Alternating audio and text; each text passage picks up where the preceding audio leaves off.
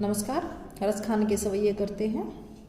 धूल भरे अति शोभित श्याम जू, तैसी बनी सिर सुंदर चोटी। डोलत खात फिरे अंगना, पग पैंजनी बांजती पीरी कछोटी।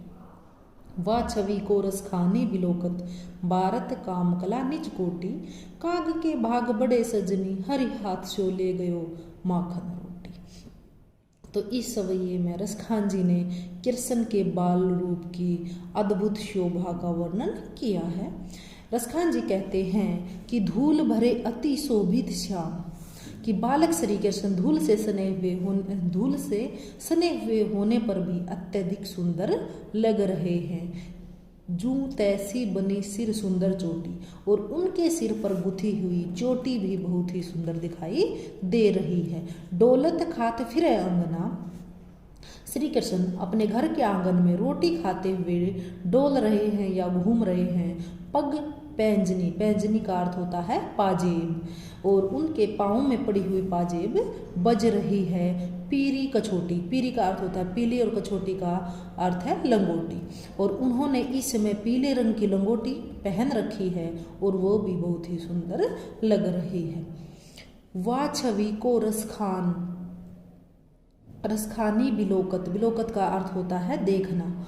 भारत कामकला निज कोटि, रस खान जी कहते हैं कि श्री कृष्ण की बाल लीला से संबंधित इस अपूर्व सौंदर्य में दृश्य को देखकर स्वयं कामदेव भी अपनी करोड़ों कलाओं को न्यौछावर कर देते हैं। इतने में ही जब कवि देखता है कि काग के भाग बड़े सजनी, कवि उसकी सुंदरता का वर्णन कर ही रहा है, तो तभी देखता है कि कौवा आता है और सजनी की हरी हाथ से ले गयो माखन रोटी, कि श्री कृष्ण के हाथ से माखन रोटी छीन कर एक कौवा ले जाता है।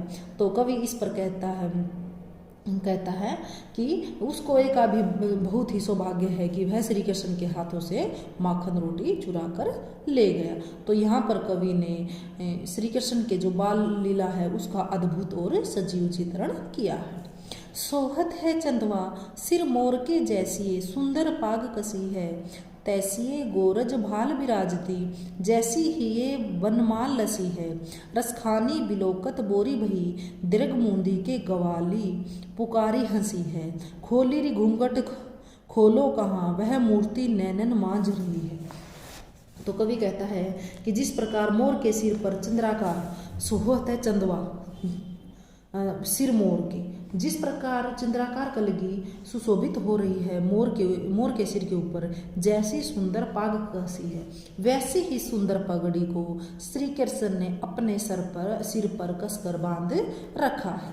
तैसी गोरज भाल, भाल का अर्थ होता है मस्तक।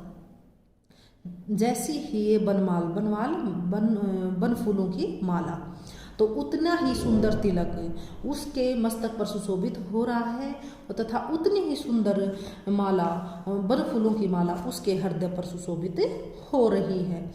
रसखानी बिलोकत, बिलोकत का अर्थ है देखना। बोरी भई दीर्घ मूंदी के गवाली, पुकारी हंसी है। इस रूप ध्वज में श्री कृष्ण अपूर्व सौंदर्यशाली लग रहा है। तो रसखान जी कहते हैं कि श्री कृष्ण की इस रूप ध्वज को देखकर एक गोपी पगला गई है। खोली री घूंघट खोलो कहाँ, वह मूर्ति नैनन मांझ बसी है। नैनन मांझ मतलब आंखों में, और वह अपनी आंखों को बंद करके अन्य गोपियों को पुकारते हुए हंसी जा रही है। और जब अन्य गोपियां उससे अपनी आंखें खोलने को कहती हैं तो वह कहती है कि वह अपनी आंखें या अपना घूंघट कैसे खोले, उसकी आंखों में तो श्री कृष्ण की सुंदर छवि बस गई है। तो कहने का भाव है कि गोपी को डर है कि यदि वह अपनी आंखें खोलेगी तो शायद कृष्ण की वह सुंदर छवि उसकी आंखों से निकल जाएगी। तो यहाँ पर गोपी की भाव विह्वलता और कृष्ण के प्रति उसकी प्रेम की अभिव्यंजना की गई है। आखियां सो सकाए, मिलाए हिलाए रिझाए, हियो भरीबो। बतियां चित चोरन चेटकसी, रस चारु चरित्रन उचरीबो। रस खाने के प्राण सुधा भरियो, अधरान पे त्यों अधरा धरीबो। इतने सब मैन के मोहिनी जंतर पे मंतर, बसी कर सी करीबो। तो कवि कहता है, रसखान जी कहते हैं कि एक गोपी कह रही है कि आँखियाँ आँखियाँ सो सकाए, मिलाए हिलाए रिझाए हियो भरियो। रिझाए का अर्थ होता है आकर्षित करना, कि श्री कृष्ण ने अपनी सुंदर आंखों को उसकी आंखों से मिलाकर इस प्रकार आकर्षित कर लिया है कि उसकी आंखों के सौंदर्य से उसका हियो भरियो का मतलब उसका हृदय भर गया है। बतियां चित चोरन चेटक सी रस चारु चरित्रन उचिरीबो।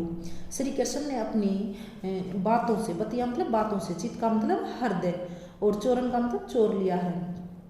चेटक का अर्थ है जादू और चारु का अर्थ है सुंदर, चरितन का अर्थ है चरित्र। कि श्री कृष्ण ने अपनी सुंदर रस व जादू भरी बातों से किसी का भी हृदय चुराने की सामर्थ्य रखते हैं उसके चरित्र को बहुत ऊंचा कर दिया है।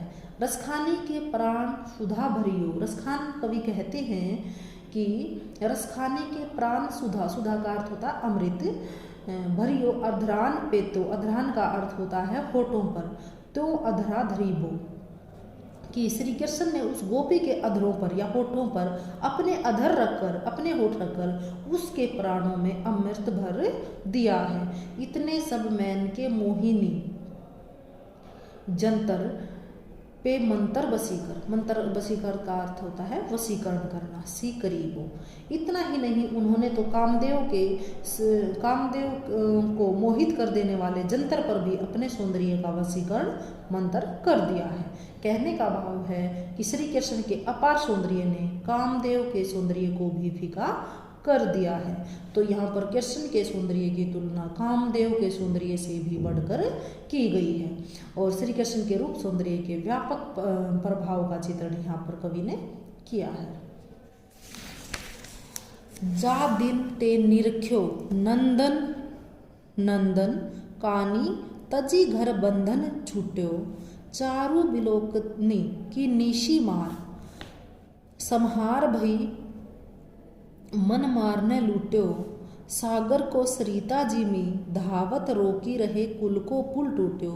मत भयो मन संग फिरे रस खानी स्वरूप सुधारस छूट्यो। निरख्यो का अर्थ है देखना, देखा। नंद नंदन का अर्थ है श्री कृष्ण। काने का अर्थ है लोक लज्जा। तजी का अर्थ है त्याग देना। चारु का अर्थ है सुंदर और मार चोट, मार कामदेव, कुल खानदान, स्वरूप सुंदर। तो कवि कहता है कि जिस दिन से गोपियों ने श्री कृष्ण के अनूप सौंदर्य को निहारा है उसी दिन से, जा दिन तय निरख्यो नंद नंदन, कि जिस दिन से गोपियों ने श्री कृष्ण के या नंद के नंदन का रूप है, वो अनुपम सौंदर्य है, उसको निहारा है। कानी तजी घर बंधन छूटे, उसी दिन से उन्होंने अपनी लोक लज्जा का त्याग कर दिया है, अर्थात अपने घर के बंधनों को छोड़ दिया है। कहने का भाव है कि उस दिन से ही उन्होंने अपने घर परिवार से कोई लगाव नहीं रहा है। चारु बिलोकनी, चारु का अर्थ है सुंदर। बिलोकनी की निसी मार संहार गई मन मारने लूटो। उन्होंने जब से श्री कृष्ण की सुंदर दृष्टि के आकर्षण को अपने हृदय में संभाला है उसी दिन से कामदेव भी उनका हृदय लूट पाने में सफल नहीं हो सका। सागर को सरिता जिमी धावत रोकी रहे कुल को पुल टूटो। जिस प्रकार नदी सागर में जाकर मिलते समय बीच में आने वाली हर बाधा को तोड़ती चली जाती है, उसी प्रकार गोपियों ने भी श्री कृष्ण के से मिलने के लिए अपने परिवार रूपी पुल को तोड़ दिया है। रसखान जी कहते हैं कि जब से श्री कृष्ण का सुंदर रूपी अमृत रस छूटा है तब से गोपियों का मन मैलित होकर या मल होकर श्री कृष्ण के साथ साथ फिरता रहता है। तो यहाँ पर श्री कृष्ण के प्रति गोपियों के सात्विक प्रेम का वर्णन किया गया है। कल कानन कुंडल मोर पंखा उर्पे बनमाल विराजती है। मुरली कर में अधरा मुस्कानी तरंग महाछवी छाजती है। रसखानी लखे तन पीत पटा सत दामिनी की दूती लाजती है। वह बांसुरी की धुनी कान परे कुलकानी हियो तजी भाजती है। कल का अर्थ होता है मधुर या सुंदर। कानन का अर्थ है कानों में, कुंडल कानों में पहनने वाले, उर का अर्थ है हृदय, बनमाल फूलों की माला, और विराजती है सुशोभित होती है। लखे का अर्थ है देखकर, पीत पटा पीले वस्त्र, सत का मतलब 100, दामिनी बिजली, दूती का अर्थ है कांति, कुलकानी का अर्थ है कुल की मर्यादा। हियो हृदय में भाजती भागती है। तो यहाँ परस खान जी कहते हैं कि कल कानन कुंडल, कि कृष्ण के कानों में सुंदर कुंडल, मोर पंखा उर पर, मोर पंखा उर पे बनमाल विराजती है, और सिर पर मोर पंखों का मुकुट, और हृदय पर, उर का मतलब हृदय पर वनमाला है वो सुशोभित हो रही है। मुरली कर में, कर का अर्थ है हाथ, और उसके हाथ में वंशी है। अधरा मुस्कानी, अधरा का अर्थ है होठ, और उसके होठों पर जो मुस्कान की तरंग है, महाछवि छाजती है। इस प्रकार उनकी महाछवि है वो सज रही है। रसखानी लखे तन पीत पटा, रसखान कहते हैं कि उनके सांवले शरीर पर रसखानी लखे तन पीत पटा, उसके सांवले शरीर पर जो पीले वस्त्र देखकर तो सैकड़ों बिजलियां की कांति हैं वो भी लज्जित हो जाती हैं। वह बांसुरी की धुनी कानी परे, जब उनकी बांसुरी की जो ध्वनि है वो गोपियों के कानों में पड़ती है तो वे लोक लज्जा और कुल की मर्यादा हृदय से निकाल कर भाग जाती है, अर्थात गोपियां किसी की बात नहीं सुनती। तो यहाँ पर श्री कृष्ण के सौंदर्य और उसके वेशभूषा के सजीव और आकर्षक वर्णन से उनके प्रति कवि के मन में जो विद्यमान अनुरक्ति है उसका जिक्र यहाँ पर किया गया है। ब्रह्मा में ढूंढो पुराणन गानन, वेद ऋचा सुनी चौगुने चायन, चायन का अर्थ है चाऊ से। देखो सुनो कभू न की तू, वह कैसे स्वरूप ओ कैसे सुभायन, सुभायन का अर्थ है यहाँ पर सौभाव। टेरत हेरत हारी पर्यो, रसखानी बतायो न लोग लुगायन, देखो दूरो वह कुंज कुटीर में बैठो, पलोटत राधिका पायन। तो कवि कहता है कि मैंने ब्रह्मा में ढूंढो पुराणन गायन, कि मैंने ब्रह्मा को पुराणों के गीतों में ढूंढा, वेद ऋचा वेदों की ऋचाओं को, सुनी चौगुने चायन वेदों की ऋचाओं को चौगुने चाओं से इसलिए सुना, देखो सुनो कभू न कीते, कि शायद उन्हीं से ब्रह्मा का पता लग जाए।